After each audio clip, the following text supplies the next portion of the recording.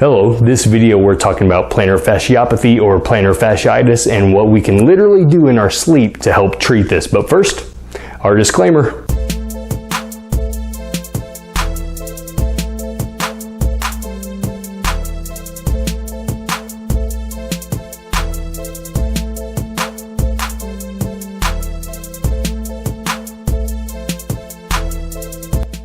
Dr. Mike Matthews, physical therapist here with the PT 411. Thanks so much for joining me. If you already haven't done so, make sure you follow, like, subscribe, Facebook, YouTube, Instagram, TikTok, and Twitter. Also, make sure you check out thept411.com. So like I was saying, we're talking about plantar fasciitis today, what we can do at night to help this out. But the first big thing, I talked about several other more active things that we can work on throughout the day to help treat this. So if you didn't see last week's video, make sure you check it out right now over back on YouTube or thept411.com.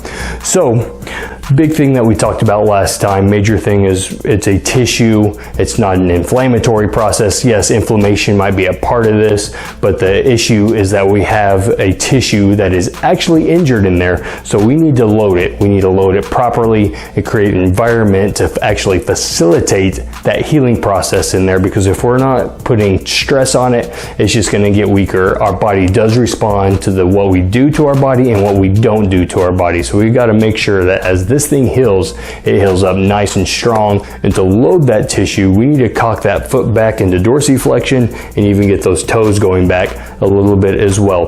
The first big thing that we can do is we can head on over to Amazon or any other online outlet, a dorsiflexion night splint that holds our foot cocked up into that position. There's lots of different brands, different styles. The big thing, I don't have a recommendation for any individual one, just make sure you get one that's sized to you.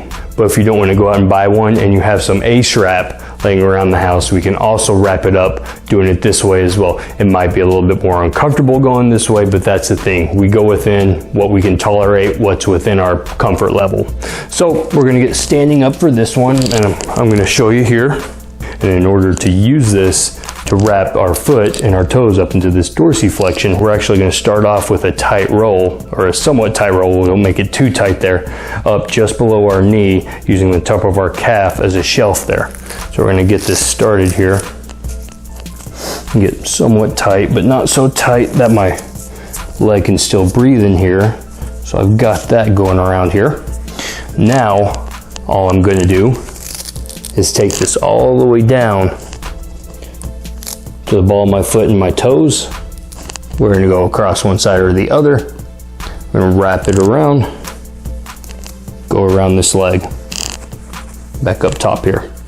We can do a couple of times here, really depending on how much ACE wrap we have, depends on how far we can get it, but we do need to make sure that we save enough that we can go one more full time, or near full time, around.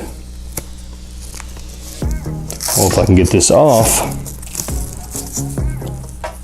around the leg here, just above that calf. So I actually have it tied pretty dang tight here. Mine's so tight that if I go to try to walk with this thing on right now, my knee's not gonna be able to fully extend. I'm gonna have to hobble to bed. So if you're tightening it up quite a bit in the dorsiflexion here, make sure you're doing this on the side of the bed. But that's also one of the major things we're gonna need to mind here. So you gotta mind how much we can tolerate with this. Most people, we're only gonna be able to get it up to that neutral position where we have a 90-degree angle between our lower leg and our foot.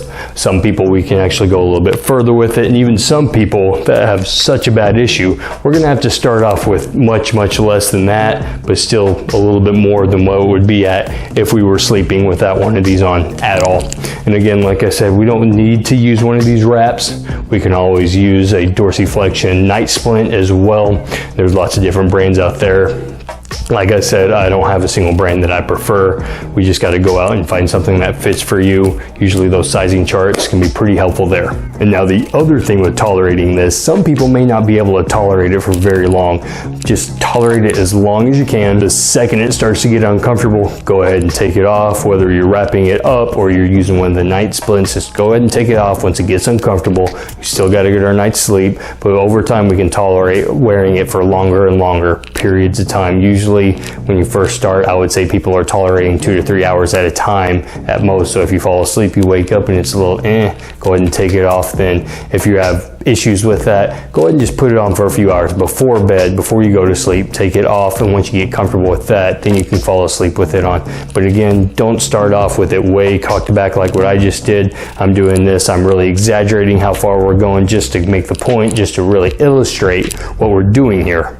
But definitely start off a little bit less with this one. Don't go too much. But through experience, I've found that many people with plantar fasciopathy or fasciitis have responded really well to doing this. So that's it for this video. Next video, we're going to kind of wrap up for now our talks on plantar fasciitis and what we can do to treat that. So make sure you stay tuned. Again, I'm Dr. Mike Matthews with the PT411. Thanks for joining me.